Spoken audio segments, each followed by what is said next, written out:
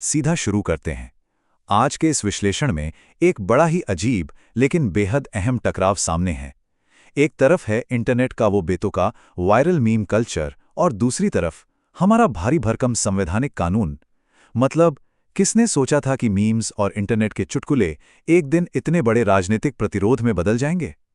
हम बात करने वाले हैं कि कैसे सोशल मीडिया की इस नई लहर ने भारत के सबसे सख्त कानूनों में से एक यानी दल बदल विरोधी कानून की असलियत को सामने ला खड़ा किया है।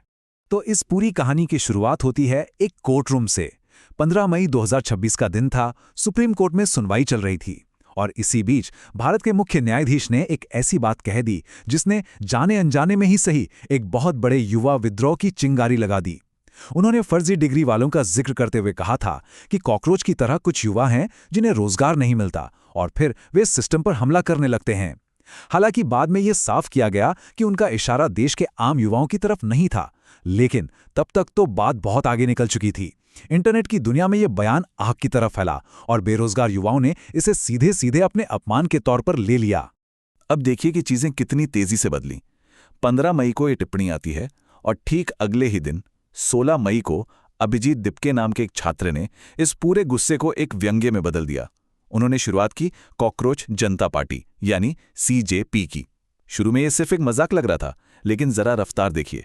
सिर्फ 72 घंटों के अंदर इस पार्टी के 3.5 लाख से ज्यादा रजिस्टर्ड सदस्य बन गए और इंस्टाग्राम पर 30 लाख फॉलोअर्स। सच में डिजिटल युग में गुस्सा कितनी जल्दी एक जन आंदोलन बन सकता है, यह उसका सबसे बड़ा सबूत है।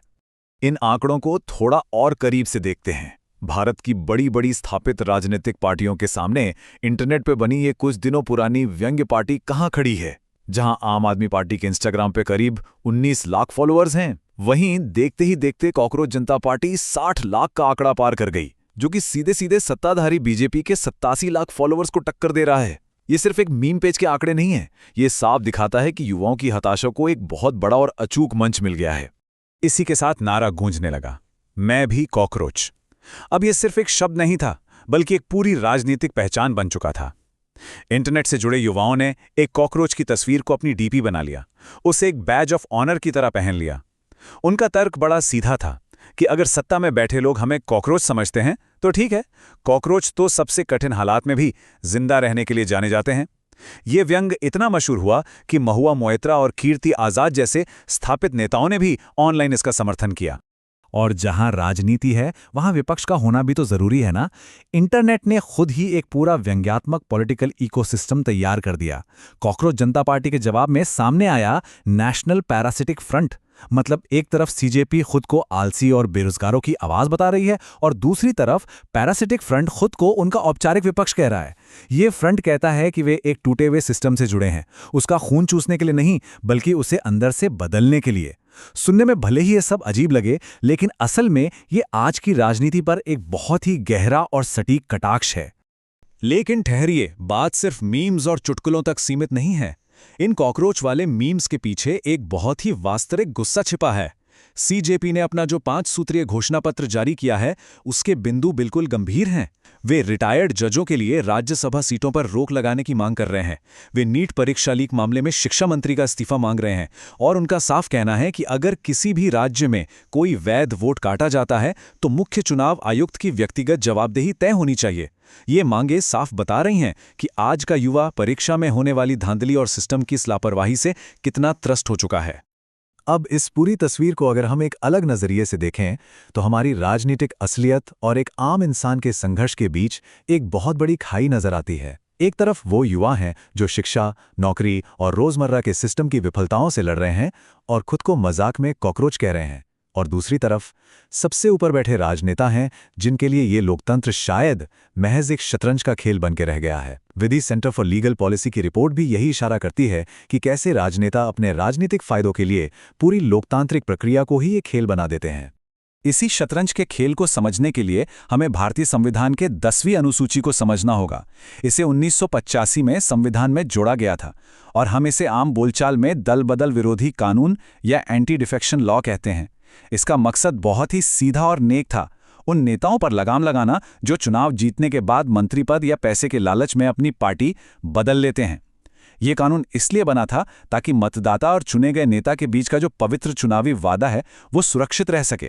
तो फिर सवाल उठता है कि इस कानून की जरूरत पड़ी ही क्यों? दरअसल उस वक्त भारतीय राजनीति में दल बदल एक भयंकर महामारी की तरह फैल चुका था। 1967 के बाद के दौर में तो हद ही हो गई थी। हरियाणा में गायालाल नाम के एक निर्दलीय विधायक ने एक ही दिन में 4 बार अपनी पार्टी बदल ली। सोचिए, एक ही दिन में 4 बार। इसी घटना से वो मशहूर मुहावरा बना, आयारम गयारम। फिर 1990 के दशक में उत्तर प्रदेश और बाकी राज्यों में तो नेताओं ने बार बार पार्टियां तोड़ी और जोड़ी ताकि चलती हुई सरकारों को गिराया जा सके। सत्ता के लालच में दल बदल ने कई राज्य सरकारों को ताश के पत्तों की तरह बिखेर कर रख दिया था। अब सबसे जरूरी बात पर आते हैं। आखिर ये कानून पूरी तरह से सफल क्यों नहीं हो पाया? इसकी वजह है इस कानून के अंदर छूटी हुई एक बहुत बड़ी खामी, जिसे हम लूप होल कह सकते हैं। 10वीं अनुसूची का पैराग्राफ 4 कहता है कि अगर किसी विधायक दल के कम से कम 2/3 सदस्य एक साथ किसी दूसरी पार्टी में विलय यानी मर्ज करने का फैसला करते हैं तो उन पर यह दल बदल कानून लागू ही नहीं होगा। सीधे शब्दों में कहें तो अगर कोई विधायक अकेले पार्टी बदले तो वो कानून तोड़ रहा है, लेकिन अगर वो थोक में एक बड़े समूह के साथ पार्टी बदल ले तो वो पूरी तरह से कानूनी है। और इसी लूपहोल का बड़े ही शातिर तरीके से फायदा उठाया जाता है। ये पूरी प्रक्रिया एक साइकिल की तरह काम करती है। सबसे पहले कुछ असंतुष्ट विधायक अपनी मूल पार्टी से टूटकर एक अलग गुट बनाते हैं। फिर कानून से बचने के लिए ये साबित किया जाता है कि वो अपनी पार्टी के 2/3 सदस्य हैं, और आखिर में ये नया गुट सत्ता में बैठी किसी बड़ी पार्टी में जाकर मिल जाता है। रिसर्च बताती है कि इस तरह के होलसेल दल बदल ने राजनीतिक दलों को अंदर से कमजोर कर दिया है। और मजे की बात देखिए, इसके बदले में दल बदल करने वालों को खुलेआम मंत्री पद से नवाजा जाता है। अब इन सब कानूनी दावपेचों का सबसे बड़ा नुकसान किसे होता है? आम नागरिक को। ये चीजें सीधे तौर पर लोकतंत्र की नींव को हिला देती हैं। एक आम इंसान किसी पार्टी की विचारधारा, उसके वादों और घोषणापत्र पर भरोसा करके अपना कीमती वोट डालता है, लेकिन चुनाव खत्म होते ही वही चुनावा प्रतिनिधि अपने निजी स्वार्थ के लिए रातों रात उस पार्टी के पाले में चला जाता है जिसके खिलाफ उसे वोट दिया गया था। सोचिए, उस वक्त मतदाता खुद को कितना ठगावा महसूस करता होगा। ये मुद्दा इतना गंभीर है कि खुद सिस्टम के अंदर बैठे लोग भी इसकी कड़वी सच्चाई को मानते हैं। 2009 में मेघालय विधानसभा के पूर्व स्पीकर बिंदो एम लानोंग ने दल बदल की याचिकाओं पर सुनवाई करते हुए एक बेहद तीखी बात कही थी। उन्होंने साफ कहा था कि ये दल बदलू नेता छोटे राज्यों में लोकतांत्रिक व्यवस्था का सरेआम मजाक उड़ा रहे हैं। अब खुद ही सोचिए, जब सिस्टम के अंदर बैठे लोग ये मान रहे हैं कि लोकतंत्र का उपहास हो रहा है, तो बाहर खड़ी जनता और युवाओं का सिस्टम से भरोसा उठना लाजमी है या नहीं? इस पूरी कहानी की सबसे बड़ी विडंबना तो यही है ना कि जो कानून दल बदल रोकने के लिए बना था, वही कानून आज थोक में होने वाले दल बदल को एक तरह से कानूनी सुरक्षा दे रहा है। ये कानून ऐसे नेताओं को सजा देने के बजाय उन्हें सत्ता और मंत्री पद का इनाम दे रहा है, और जनता की पसंद का कोई मोल नहीं रह गया है। बिल्कुल यहीं से कॉकरोच जनता पार्टी जैसे आंदोलनों की शुरुआत होती है। इंटरनेट का ये जो वायरल मीम कल्चर है, वो असल में कोई मजाक नहीं है। ये इन्हीं टूटे हुए राजनीतिक नियमों, लचर शिक्षा व्यवस्था और जवाबदेही की कमी के खिलाफ देश के युवाओं का एक बहुत ही सटीक और डिजिटल पलटवार है। आज का युवा पुरानी रैलियों और पुराने नारों के भरोसे नहीं बैठा है। वो वेबसाइट्स बना रहे हैं, मीम्स के जरिए अपनी बात रख रहे हैं और महज 72 घंटों में लाखों लोगों को अपने साथ जोड़ रहे हैं। ऐसे में एक बड़ा सवाल खड़ा होता है, जब स्थापित और औपचारिक विपक्ष इस टूटे हुए सिस्टम को सुधारने में संघर्ष कर रहा है, तो क्या सोशल मीडिया पर पनपा ये डिजिटल जनसैलाब कोई वास्तविक बदलाव ला पाएगा? क्या कॉकरोच की तस्वीर लगाकर विरोध कर रहे ये युवा लोकतंत्र के इस पुराने शतरंज के खेल के नियम बदल पाएंगे? ये सोचने वाली बात है। आज के इस विश्लेषण में बस इतना ही।